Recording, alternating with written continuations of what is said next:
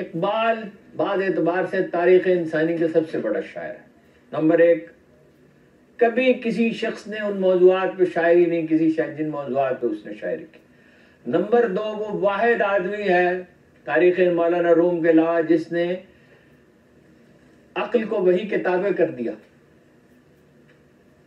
اور غزالی نے کہا تھا عقل ایک چھوٹا بادشاہ ہے جو آپ کا ہاتھ پکڑ کے آپ کو بڑے بادشاہ یعنی اللہ کے پاس لے جاتا ہے، یہی صوفی کا کام ہوتا ہے۔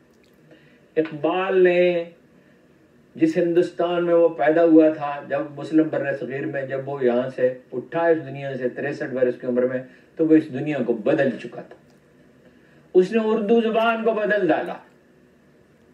اردو کا لہجہ مردانہ نہیں تھا، یہ درباروں میں پروان چڑھی تھی، اس میں تسنع تھا۔ پہلے غالب کا اس میں میجر کنٹریبیوشن ہے، پھر اقبال کا سب سے بڑا کا، اس کے بعد اردو کا لہجہ وہ نہیں رہا۔ اس پہ آ کے لطیفہ بھی نے مسلم بر صغیر کو جوہری طور پر بدل دیا۔ سید سلیمان ندوی نے ان کی وفات پہ لکھا تھا، فلسفے اب اس سے تراشے جائیں گے، رہنمائی اب اس سے طلب کی جائے گی۔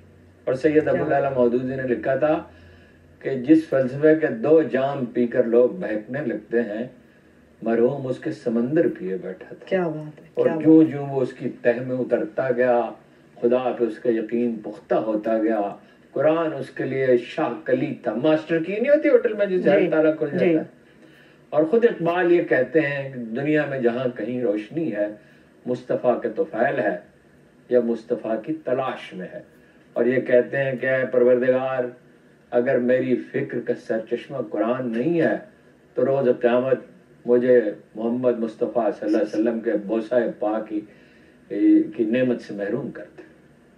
کوئی تاریخ انسانی میں اتنا بڑا شاعر نظر نہیں آتا۔ ایک مولانا روم کا استثناء کیسے کہہ سکتے ہیں ہم، مولانا سلطان العارفین کو بھی کہہ سکتے ہیں، سلطان باہو کو بھی کہہ سکتے ہیں، لیکن اتنے بڑے پیمانے پھر جو وقت گزرتا ہے اس کا دائرہ اثر بڑھ رہا ہے۔ سینٹرل ایشیا میں، کشمیر میں، ترکی میں، ملائیشیا میں، عالم عرب میں، ہر کہیں اس کے تراجم ہو رہے ہیں، اسے لرن کیا جا رہا ہے۔ مختصر ترین الفاظ میں یہ کہ وہ اپنے عہد کا علم مجدد تھا، اس کے عہد نے اس سے بڑا کوئی آدمی علمی سطح پر پیدا نہیں۔ ٹھیک ہے، بہت شکریہ۔